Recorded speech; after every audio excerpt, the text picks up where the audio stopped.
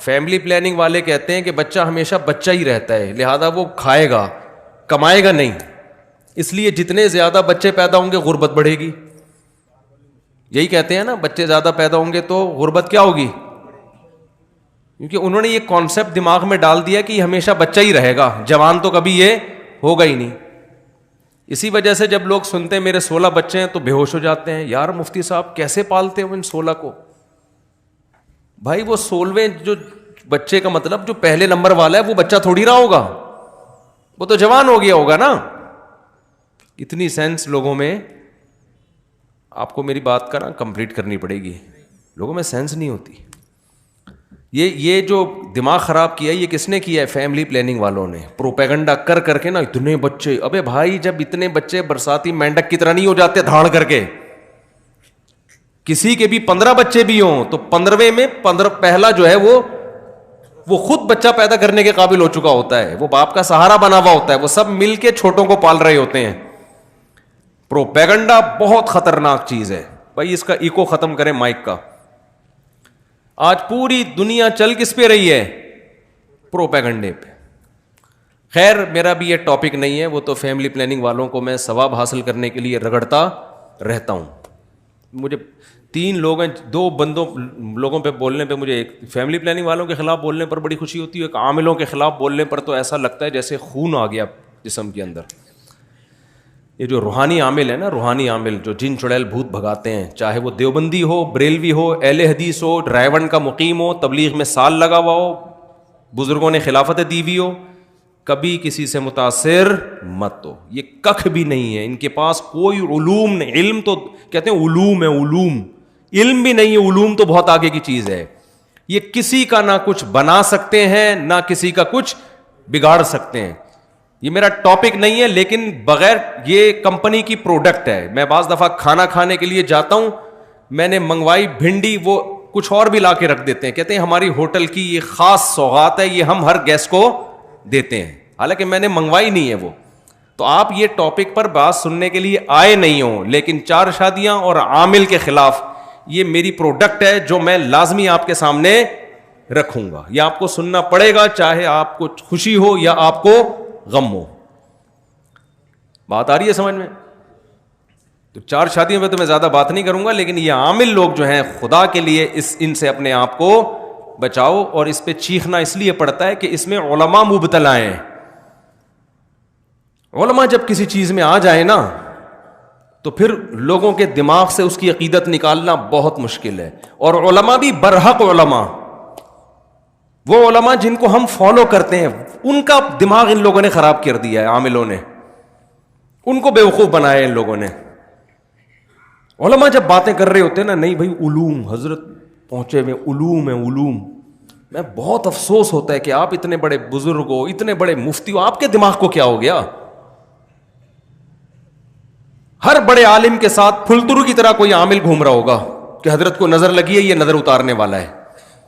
ہر بڑے بزرگ کو نظر لگ رہی ہے آج کل مارکیٹ میں, فالج ہو رہا ہے تو جادو چل رہا ہے ان کے اوپر, فلانے نے کچھ کر دیا. 2-3 بڑے بڑے بزرگ تھے, ان کے ساتھ 2 عامل پھلترو کی طرح ہر وقت چپکے رہتے تھے, یہ ان پر دم کرتے ہیں. میں نے کہا ان کو بھگاؤ, یہ کروڑوں روپے کما رہا ہے آپ کے نام کے, پھلترو کو نکالو یہاں سے. تو ایک میرے ساتھ عزم کرو. میں نے ابھی بیعت کرنا شروع نہیں کیا, لیکن جب میں بیعت کروں گا نا تو جو بھی میرے ہاتھ پہ بیعت ہوگا میں اس کو یہ بولوں گا کہ مجھ سے وعدہ کرو کہ اپنی نسلوں کو روحانی عملیات سے بچاؤ گے, نسلوں کو, ورنہ میں بیعت ہی نہیں کروں گا. چاہے جن آئے نہ آئے, بھوت آئے چڑیل آئے, عامل کے پاس بولو نہیں جانا. کوئی تعویذ نہیں, کوئی روحانی, سب ڈرامے بازی ہے. تعویذ کے جواز کا میں قائل ہوں, لیکن چھوڑ دو. جواز عدم جواز کی جو جائز تعویذ ہے اس کے جواز کا میں قائل ہوں, لیکن اس بحث میں نہیں پڑھو. پوری زندگیاں برباد ہو جاتی ہیں. فلانے نے کر دیا, فلانے نے کچھ کر دیا, ڈمکانے نے کچھ کر دیا, فلانے جٹھانی نے ساس پہ کر دیا, ساس نے بہو پہ کر دیا, بہو نے سوکن نے ایک سوکن پہ کر دیا. آپ بڑے بڑے مدرسوں میں جاؤ گے نا اپنے گھر کے جھگڑے لے کر, وہاں کوئی نہ کوئی بیٹھا ہوا ہوگا روحانی, وہ بتائے گا آپ کی, میں نکالے گا, بولے گا اصل میں آپ کی جٹھانی نہیں, آپ کے اسلام کہہ رہے ہیں رشتوں کو جوڑو, اور آپ جٹھانی پہ بلی ڈال کے, وہ پہلے ہی دونوں توے پہ بیٹھے ہوئے ہوتے ہیں. جٹھانی اور جٹھانی کا اپوزٹ کیا ہوتا ہے بھائی؟ جو بھی ہوتی ہے خاتون, اس کی جو جٹھانی اور وہ خود, وہ دونوں ایسے ہوتے ہیں ہر وقت جیسے گرم توے پہ پہلے لڑنے کے لیے تیار ہے. جب آپ نے کہہ دیا کہ اس نے کچھ کیا ہے تو بس اب قیامت تک نہ ختم ہونے والا سلسلہ شروع. اس لیے اس سحر سے نکلو. انگریز نے ترقی کیوں کی ہے؟ وہ اسباب کو دیکھتا ہے. اسباب پیدا کس نے کیے ہیں؟ اللہ نے. لہذا اسباب کو دیکھنا یہ شریعت کے خلاف نہیں ہے. جو کام اللہ نے جس چیز کا رکھا ہے وہ تو اللہ نے رکھا ہے نا. دیکھو ایک آدمی کیا کرتا ہے, بھوک لگتی ہے روٹی کھاتا ہے. اب کوئی اس سے کہے کہ بھوک لگ رہی ہے روٹی کھا رہا ہے کیوں؟ کہہ رہے بھائی سبب یہ ہے, سائنٹیفک لاجک ہے, جب بھوک لگے گی تو روٹی سے پیٹ بھرے گا. سارے سائنسدان اس پر متفق ہیں. کوئی کہے ابے تو سائنس کو مانتا ہے, ہم تو صرف قرآن و سنت کو مانتے ہیں بھائی, ہم سائنس کو لفٹ نہیں کراتے. یہ مذہب کے نام پہ حماقت اور بے وقوفی کی بات ہوگی کہ نہیں ہوگی؟ تو بھائی مذہب نے کب کہا ہے کہ یہاں سائنس غلط ہے؟ بھائی یہ اسباب کس نے پیدا کیے ہیں؟ اللہ نے پیدا کی. صرف ابراہیم علیہ السلام واحد تھے جن کو آگ میں ڈالا گیا نہیں جلے, ورنہ دنیا میں کوئی بھی آگ میں جائے گا تو کیا ہوگا؟ جلے گا. وہ کوئی کہے عیسیٰ علیہ السلام بغیر باپ کے پیدا ہو گئے, لہذا میں وداؤٹ میرج میں بھی چاہتا ہوں میرے یہاں بچہ پیدا ہو جائے. اب لوگ کہہ رہے ہیں بھائی سائنٹیفکلی یہ ممکن نہیں ہے. وہ کہے عیسیٰ علیہ السلام کے کیسے ہو گیا, حضرت مریم کے کیسے ہو گیا وداؤٹ ہسبینڈ؟ تو اسے کہا جائے گا بھائی وہ اللہ کی ایک قدرت کی نشانی تھی, وہ اللاجیکل کام تھا جو اللہ نے کر کے اپنی قدرت ظاہر کر دی. لیکن اللہ کی عادت کیا ہے کہ جو کام ہوتا ہے وہ اسباب کے تحت ہوتا ہے. اب ہوتا یہ ہے کہ گھروں میں جب لڑائیاں ہوتی ہیں تو جب بھی کام ہو رہا ہے نا تو اس کے پیچھے کوئی نہ کوئی سبب ہے, یہ ذہن میں رکھو. ایسا ہوتا نہیں. نیوٹن کیا بول کے گیا تھا؟ غلط بولا تھا نیوٹن نے.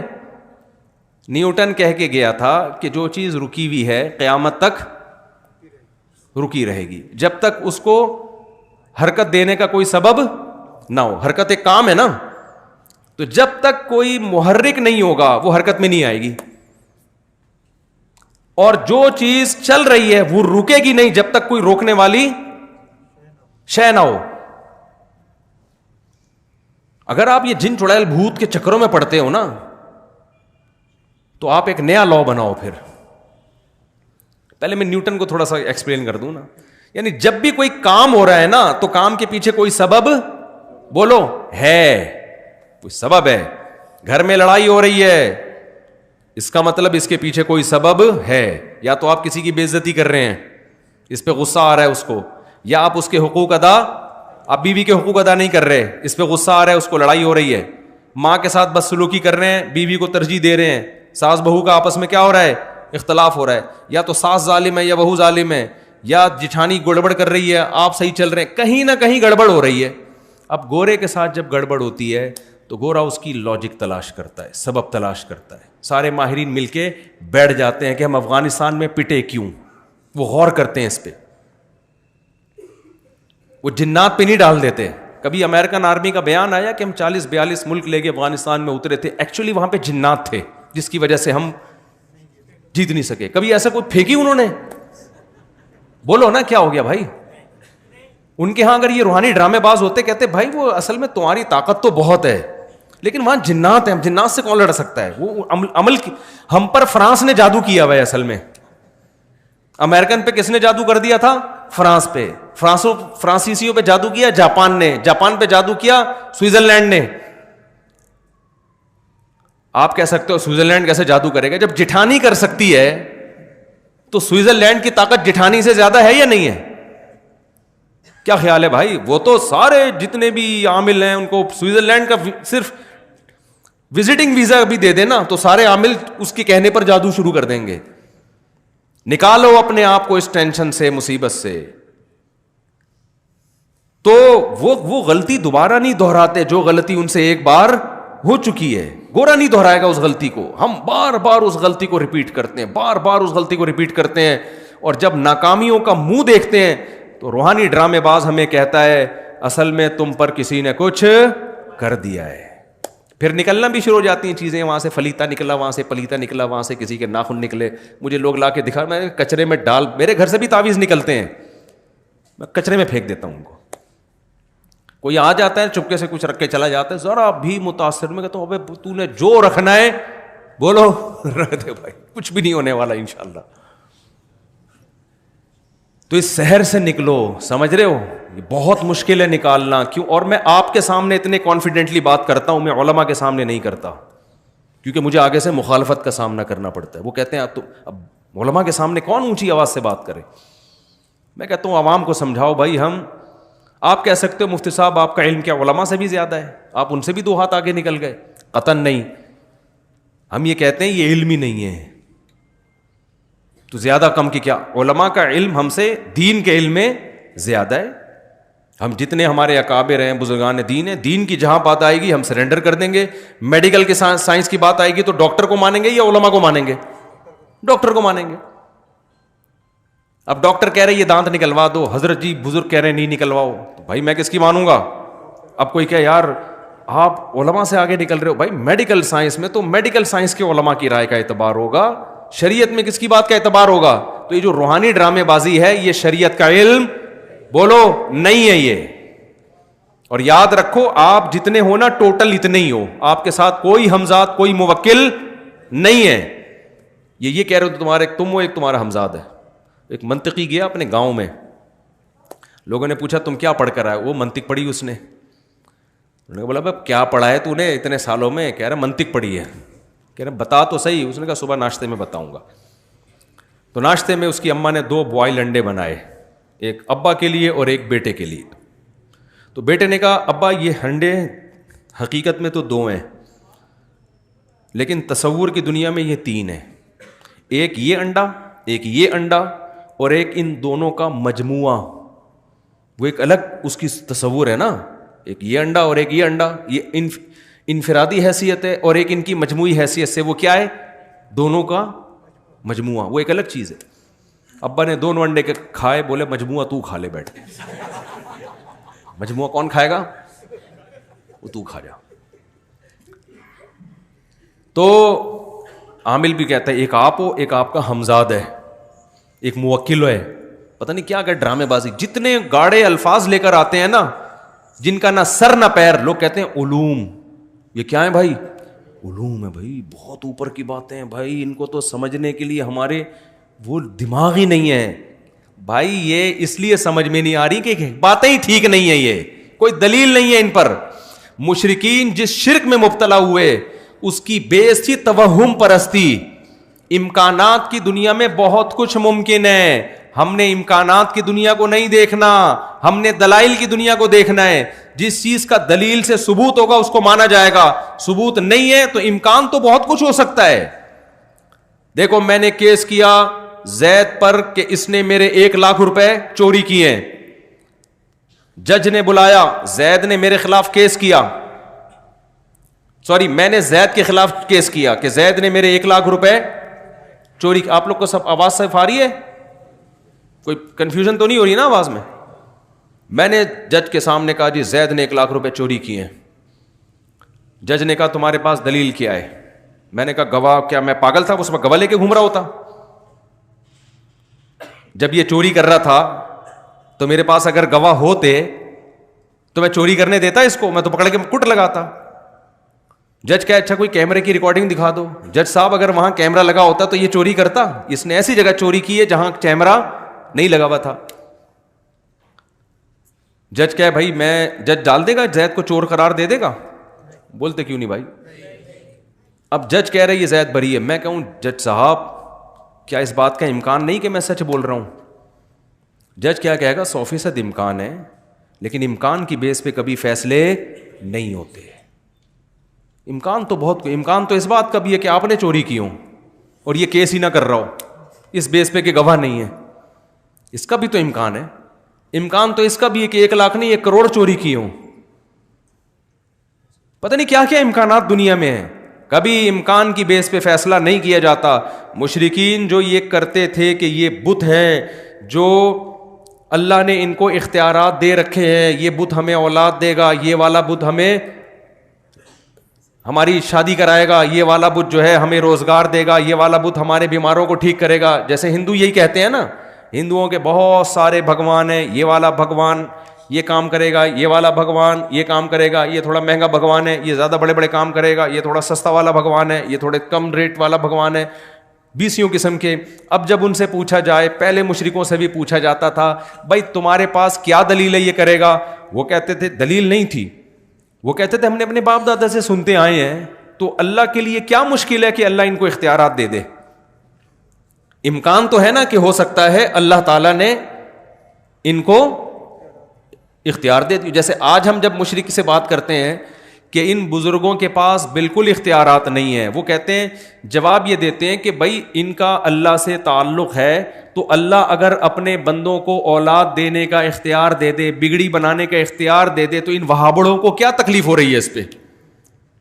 کہتے ہیں کہ نہیں کہتے؟ بھائی تم لوگوں کو کیا تکلیف ہے اس پہ؟ اگر اللہ دینا چاہے تو کون سی رکاوٹ ہے؟ بھائی اللہ دینا چاہے تو کوئی رکاوٹ نہیں ہے، لیکن اتنا کافی نہیں ہے کہ اللہ دینا چاہے تو دے سکتا ہے. دلیل ہونی چاہیے کہ دیے بھی ہیں کہ نہیں دیے. نہیں آئی میرا خیال ہے بات سمجھ میں. امکان کی دنیا میں تو بہت کچھ کیا ہے پاسبل ہے. امکان کی دنیا میں تو یہ بھی ممکن ہے اللہ اس لکڑی کو اختیار دے دیا ہو، اس چشمے کو اختیار دے دیا ہو. اللہ نے دے گا کیوں؟ قرآن کہتا ہے کہ ضرب لکم مثلا من انفسکم، اللہ تمہاری مثالیں بیان کرتا ہے، تمہارے اندر کی مثالیں بیان کرتا ہے. تمہارے جب غلام ہوتے ہیں، عرب میں غلام کی جتنی پراپرٹی تھی اس کا مالک اس کا مولا ہوا کرتا تھا. تو کیا تم غلاموں کو اپنے اختیارات میں اپنے ساتھ شریک کرتے ہو؟ کوئی بھی نہیں کرتا. تو میں اس مخلوق کو جو میرے نظر میں غلاموں سے بدتر ہے، کمزوری میں، رتبے میں نہیں، کمزور ہونے میں ان کو اپنے ساتھ اختیارات میں شریک کیوں کروں گا؟ تو ہر شرک کی ابتدا کہاں سے ہوتی ہے؟ توہم پرستی. میں بھی، انگلش کا لفظ ہے نا، میں بھی، ہو سکتا ہے، ہو سکتا ہے ایسا ہوا ہو سکتا ہے ایسا ہوا ہو سکتا ہے ایسا ہوا ہو. بھائی ہو سکتے پہ ہم نہیں جا سکتے. آج کل آپ نے دیکھا ہوگا بچے کو نظر لگے، خواتین مرچیں جلا رہی ہوتی ہیں، عجیب عجیب ٹوپی ڈرامے کر رہی ہوتی ہیں. ہو سکتا ہے بھائی اس سے نظر کیا ہو جائے، بھائی اس کی دلیل کیا ہے؟ تو خواتین یہ دلیل دیتی ہیں فلاں کی نظر اتر گئی، بچہ روتا تھا جب مرچیں جلائیں. بھائی بات یہ ہے کہ شیطان جو ہے نا، شیطان اس کو پتا ہوتا ہے کہ میں جس بچے کو چھیڑوں گا اس کی ماں الٹی سیدھی حرکتیں کرے گی، پھر میں چھیڑنا چھوڑ دوں گا تاکہ ان الٹی سیدھی حرکتوں پہ اس کا ایمان بڑھے. جو مائیں یہ کام کرتی نہیں ہیں ان کے بچے بلا وجہ روتے ہی نہیں ہیں. جب کوئی معقول ریزن ہوتی ہے تو روتے ہیں، ورنہ نہیں روتے. تو یہ جو روحانی عاملوں کے پاس جانے والے لوگ ہیں، شرک کرنے والے لوگ ہیں، شیاطین ان سے کھیلتے ہیں. شیاطین کو پتا ہے کہ یہ ان پر ایمان رکھتے ہیں، لہذا ان کو تنگ کرو. جب یہ عامل کے پاس جائیں گے تو تنگ کرنا چھوڑ دو. اور جو کہ جاتا ہی نہیں ہے تو شیطان کہتا ہے بھائی یہاں ٹائم ویسٹ کرنے کا کوئی فائدہ نہیں ہے، ان کو تنگ کرنے کی ضرورت ہے ہی نہیں. میرے اوپر جن کیوں نہیں آ جاتے؟ میں اتنا عاملوں کے خلاف 25-30 سال سے بول رہا ہوں، ایک بھی جن ایسا بھی نہیں کہ کوئی مذاق کر کے چلا گیا ہو میرے ساتھ، بہو کر کے گیا ہو. میں 25 سال سے عاملوں کے خلاف، اور یہ جو جن چڑیل بھوت کے ڈرامے شروع کیے میں بول رہا ہوں، کوئی ایک بھی نہیں ہے. ہمارے گھر میں بھی سب کچھ ہوتا ہے بھائی، جو نارملی لوگوں کے بچے بیمار بھی ہوتے ہیں، ٹھیک بھی ہوتے ہیں. مجھے نہیں یاد کبھی میں کسی عالم کے پاس گیا ہوں کہ فلیتا کوئی پلیتا. آج ہر دوسرا آدمی فلاں نے کر دیا ہے، فلاں نظر لگا دی ہے. نظر برحق ہے، لگتی ہے، اتنی نہیں جتنی آج کل لوگوں کو کوئی چیز ہی نہیں نظر لگنے کے لیے تمہارے پاس. یار کوئی بہت ہی اچھمبے کا کام ہو تو امکان ہوتا ہے. جیسے یعقوب علیہ السلام کے 11 بیٹے تھے، 11 بیٹے سارے خوبصورت کڑیل جوان، مصر کے ایک دروازے سے داخل ہو رہے ہیں. یوسف علیہ السلام کے بارے میں حدیث میں آتا ہے اکیلے یوسف کو اللہ نے، بخاری مسلم کی حدیث ہے، آدھا حسن اکیلے یوسف علیہ السلام کو دیا ہے. اس کائنات میں جتنا حسن بانٹا ہے نا، اس میں سے آدھا اکیلے کس کو دے دیا؟ یوسف کو. تو ان کے بھائیوں میں بھی تو کچھ چمک ہوگی نا حسن کی. اتنے حسین لمبے لمبے 11 بیٹے جب ایک باپ کے ایک دروازے سے داخل ہوں گے تو نظر لگنا سمجھ میں آتا ہے. اس لیے یعقوب علیہ السلام نے فرمایا متفرق دروازوں سے داخل ہونا. پھر بھی اللہ سے توبہ استغفار کیا کہ جو اللہ چاہے گا ہوگا وہی. میں صرف ایک اسباب کے درجے میں احتیاط کر رہا ہوں. آج 11 بیٹے ہوتے کس کے ہیں؟ ایک آدھ دو بچہ اس کو نظر لگنے کا کوئی خطرہ، بولو وہ نظر لگے تھے تو دو رہ گئے تھے، سمجھ رہے؟ پھر وہ حسن و جمال ہوتا ہے نہ، وہ برگر کھلا کھلا کے تو بچوں کو موٹا کیا جا رہا ہے، اس میں وہ پرسنالٹی نہیں ہوتی، کوئی شخصیت نہیں ہوتی، وہم۔ عورت کو حسن کی نظر لگ رہی ہے، بچوں کو کسی نے تھوڑی سی تعریف کر دی، کتنا پیارا بچہ ہے، ایک دم اس کو نظر لگ گئی، اتنا زیادہ وہم کی دنیا میں بھائی مسلمان دھستا چلا گیا ہے۔ مذہب صرف اتنا ہی رہ گیا ہے، مذہب سے جو مسلمان کا تعلق ہے نا وہ اتنا رہ گیا ہے کہ فلانی صورت پڑھنے سے یہ ہو جاتا ہے، فلانی صورت پڑھنے سے یہ ہو جاتا ہے، فلاں سے یہ جن بھاگ جائے گا، فلاں سے چڑیل بھاگ جائے گی، فلاں صورت پڑھنے سے پیسے آ جائیں گے، فلاں صورت پڑھنے سے غربت دور ہو جائے گی، فلاں صورت پڑھنے سے فلاں جگہ شادی ہو جائے گی، فلاں صورت پڑھنے سے یہ ہو جائے گا۔ بس صحابہ کرام کی اگر زندگی اسی کے گرد گھومتی تو نہ وہ تجارت میں ترقی کرتے، نہ ٹیکنالوجی میں ترقی کرتے، نہ دیگر سائنسی علوم میں ترقی کرتے، نہ پوری دنیا کی باغ ڈور ان کے ہاتھ میں آتی۔ تو میں تو مذہبی لوگوں کو اس شہر سے نکالنے کی کوشش میں لگا ہوا ہوں، مذہبی لوگوں کو، مذہبی لوگ ٹھیک ہو جائے نا تو اسلام کا امیج دنیا میں اچھا ہو جائے گا۔ سمجھ میں آ رہی ہے بات کہ نہیں آ رہی ہے؟ تو اس لیے آج سے مر جاؤ مگر کسی عامل کے پاس، بھلے جن آ جائے، پہلے تو نفسیاتی ڈاکٹر کے پاس جاؤ۔ 99.9% کیس دماغ کے ہوتے ہیں، کھوپڑی صحیح کام نہیں کر رہی ہوتی۔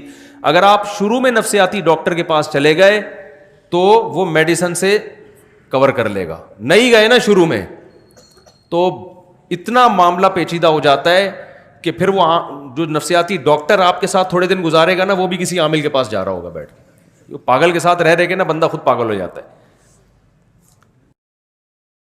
تو جو میں اصل بات کرنے والا تھا کہ ایک تو یہ کہ بچائیں اپنے آپ کو، اور ان چیزوں کی بیس توہم پرستی ہے، کوئی دلیل نہیں ہوتی، بس وہم، تو وہم سے نکالو اپنے آپ کو۔ اور یہ وہم غیر مسلموں میں بھی بہت ہے، کسی نے کہیں چھوڑ دیا کہ بھئی 13 کا عدد منحوس ہوتا ہے، اب کتنے ممالک ایسے ہیں 13ویں منزل ہی نہیں ہے، 12ویں کے بعد ڈائریکٹ 14ویں شروع ہو جاتی ہے، پتہ نہیں کون سا بابا ان کو کہہ کے چلا گیا تھا کہ 13 کا عدد منحوس ہے۔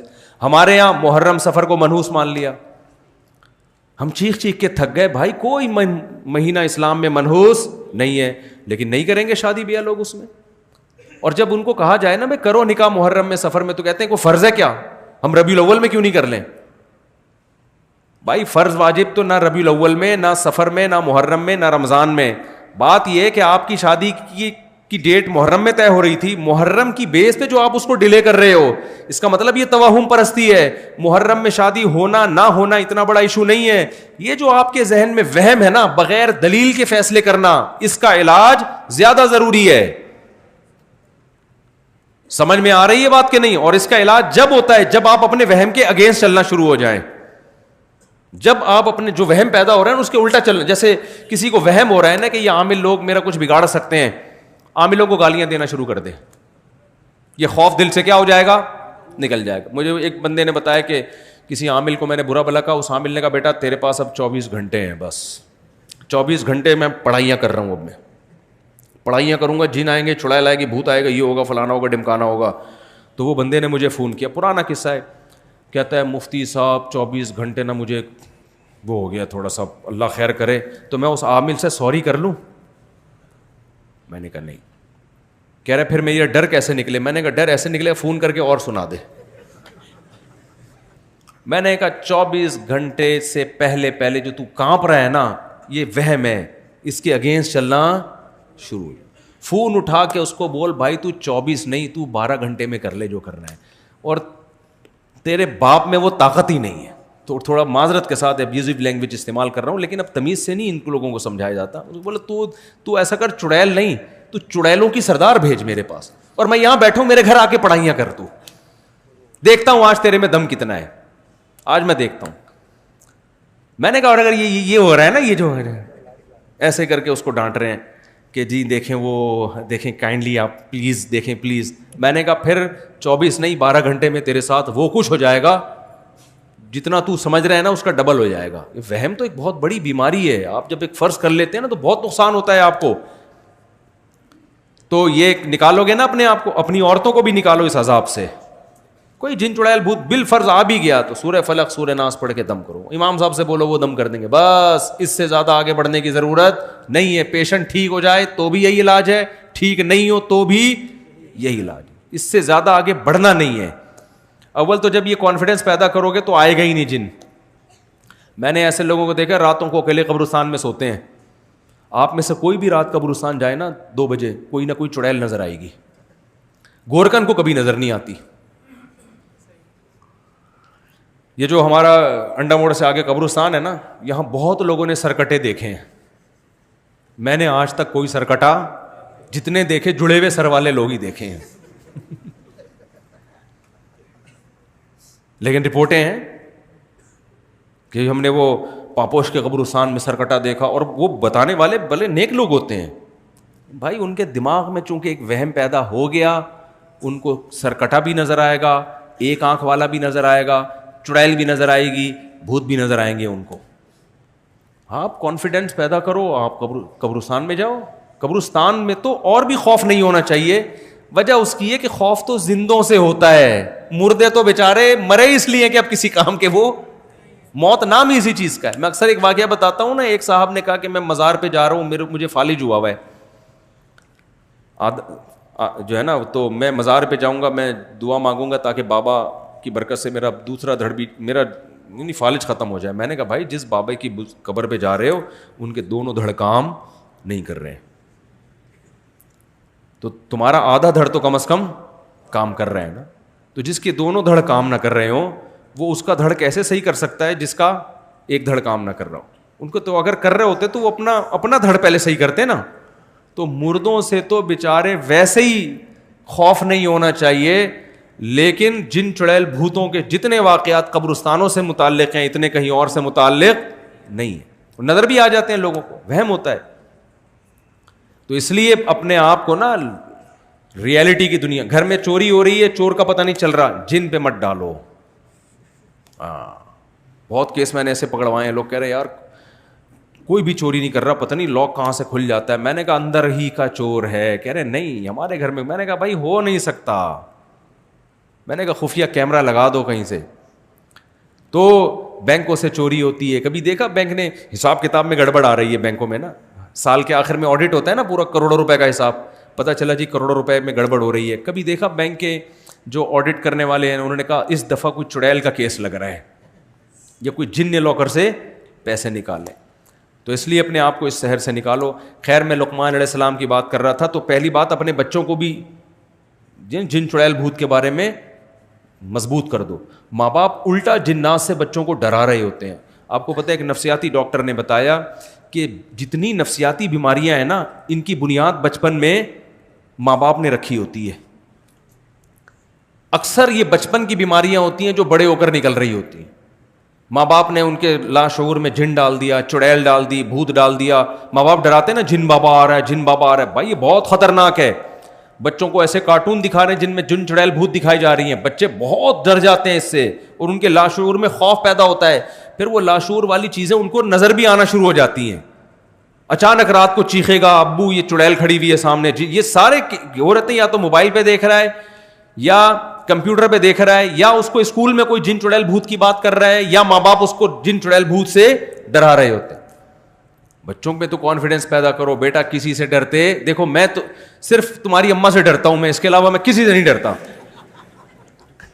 تو تم بھی اپنی ماں سے ڈرا کرو, بس سمجھ رہے ہیں نا, صرف اپنی ماں سے ڈرا کرو, اور ماں بتائے اپنے باپ سے ڈرا کرو, باقی کسی سے ڈرنے کی ضرورت نہیں ہے. بہادری, ہم نے ایسے بچے بھی دیکھے بلیوں کو یوں کر کے دم سے اٹھا لیتے ہیں, ڈرتے ہی نہیں ہیں, اور ایسے بچے بھی دیکھیں چوہا دے کے بھاگ جاتے ہیں وہ. تو وَإِذْ قَالَ لُقْمَانُ لِابْنِهِ وَهُوَ يَعِظُهُ يَا بُنَيَّ